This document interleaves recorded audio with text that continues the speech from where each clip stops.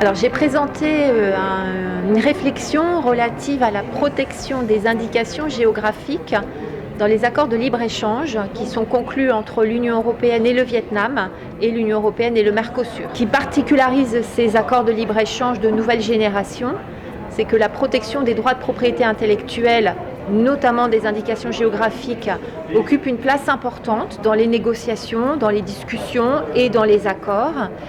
Pour l'Union européenne, il s'agit de pouvoir défendre la protection de produits, notamment agricoles, vitivinicoles, qui sont protégés et qui sont importants en termes de développement durable.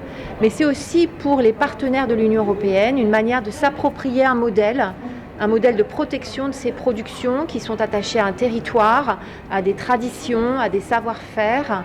Et ce sont des modèles qu'ils ne connaissent pas forcément.